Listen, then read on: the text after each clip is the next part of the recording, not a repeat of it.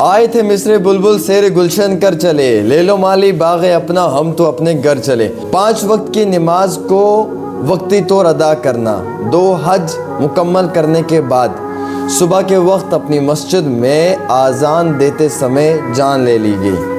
اللہ تعالیٰ محمد شفیع میر صاحب کو جنت الفردوس میں اعلیٰ مقام عطا فرمائے۔ کیا قصور تھا ان کا کہ یہ اپنے پریوار کے ساتھ خوشی کی زندگی جی رہے تھے؟ ایک وحشی صفت انسان نے ان کی پیٹھ پہ 5 گولیاں چلائی، جس کی زد میں ان کی موت ہو گئی۔ حالانکہ اتنا ہی نہیں بلکہ یہ دردناک واقعہ اس وقت پیش آیا جب فجر کی نماز کے وقت پورے علاقے کے اندر لوگ نماز کے لیے اٹھ کر وضو بنا رہے تھے اور محمد شفیع صاحب اللہ کی ذات کے آگے عبادت گاہ میں آذان دے رہے تھے۔ ابھی آذان مکمل بھی نہیں ہونے دی، اس سے پہلے ہی ان کی جان لے لی۔ جب نزدیکی ہسپتال میں پہنچایا تو وہاں پہ پہلے کچھ سمے تک ڈاکٹرز کو یہ معلوم ہی نہیں چل رہا تھا کہ کیا یہ زندہ ہیں یا ان کی موت ہو چکی ہے، لیکن کچھ سمے کے بعد ڈاکٹرز نے یہ کہہ دیا کہ ان کی جان جو ہے وہ ان کے جسم سے نکل چکی ہے۔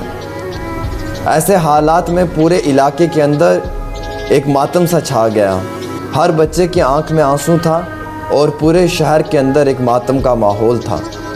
اپنی آخری سروس 2011 میں بطور ایس پی کے طور پہ اونتی پورہ میں انجام دی۔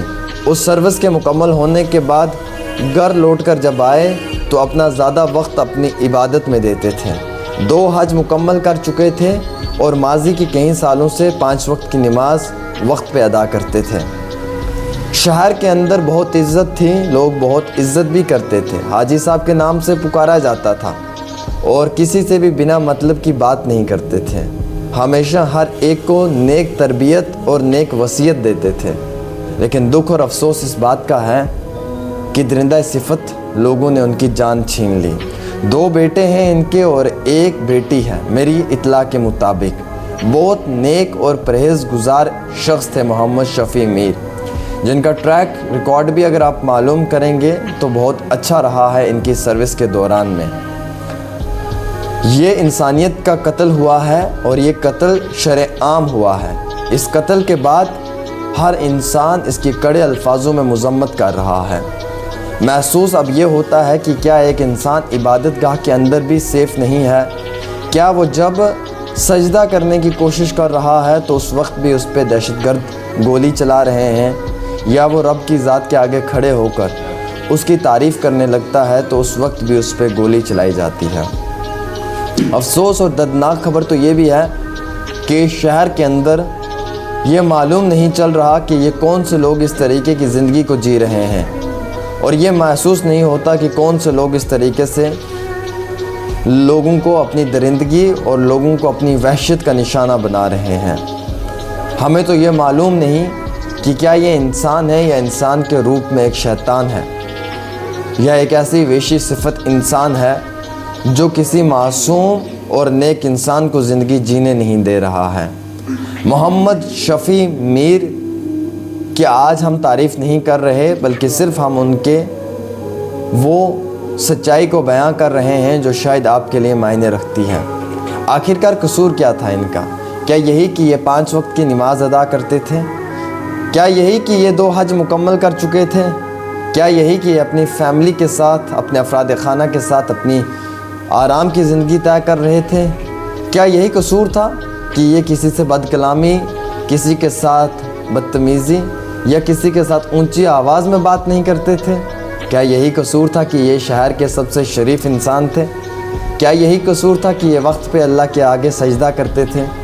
میں کتنے سوال کر لوں، میرے کسی بھی سوال کا مجھے خود یقیناً طور پہ جواب نہیں ملے گا، کیونکہ محمد شفیع میر صاحب انتہائی بہت نیک انسان تھے اور ان کی جتنی بھی تعریف کی جائے اتنی کم ہے۔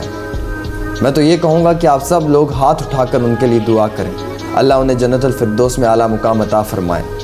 وہ میں نے سنا تھا کبھی کسی سمے کسی منہ سے کہ سب سے بہترین موت مسجد میں آتی ہے، اور اس سے بہترین موت وہ ہوتی ہے کہ جو انسان اللہ کی ذات کے آگے کھڑا ہوتا ہے۔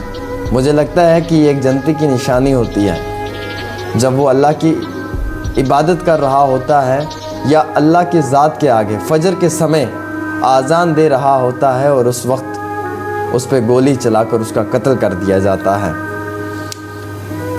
اس معاملے کی چھان بین ہو رہی ہے، میٹر آف انویسٹیگیشن ہے، اور جو بھی کلپریٹس ہوں گے، جو بھی ایکیوزڈ ہوں گے، ہم چاہتے ہیں کہ انہیں پھانسی کی سزا سنا دی جائے۔ میں نہیں چاہتا ہوں بلکہ یہ پورا ملک چاہتا ہے کہ ایسے وحشی صفت انسانوں کو شرع عام پھانسی کی سزا دی جائے اور باقی سب لوگوں کے لیے ایک سبق بنا دیا جائے۔ جب کسی معصوم پہ گولی چلے تو اس کا جواب جو ہو وہ گلے میں پھندا ہو۔ جو بھی انسان اس طریقے کی حرکت کو انجام دے اس شخص کے لیے شرع عام موت ہو، اور کسی بے گناہ بے قصور انسان کے اوپر اگر اس طریقے کا ظلم ہو اور اس کے افراد خانہ کو ایک ماتم دکھانا ہو یا اس کے افراد خانہ کو ایک صدمہ دلانا ہو تو ایسے لوگوں کے لیے سماج میں کہیں پہ جگہ نہیں، بلکہ جیل کی سلاخوں کے پیچھے بھی نہیں۔ ایسے لوگوں کے لیے صرف سزائے موت ڈیزرو کرتی ہے، ان کے گلوں میں پھانسی کا پھندا ہونا چاہیے۔ آج ہم سب لوگ بہت دکھ میں ہیں کیونکہ جو بارہمولہ کے گھنٹ ملا کے اندر یہ واقعہ پیش آیا ہے یہ دل دہلانے والا ہے۔ ماضی کی 30 سال کی ملیٹنسی میں بھی ایسے بہت کم واقعات آپ نے دیکھے ہوں گے جو آپ کی آنکھوں کے آگے سے گزرے ہوں گے، لیکن یہ بہت دل دہلا دینے والا ایسا واقعہ ہے جس کو سننے کے بعد آپ کی آنکھوں میں آنسو آ جاتے ہیں۔ خیر، آپ کی کیا رائے رہتی ہے آپ ضرور کمنٹ کر کے بتائیں۔ فی الحال کے طور کے اوپر خاص رپورٹ عامر سہیل کے ساتھ۔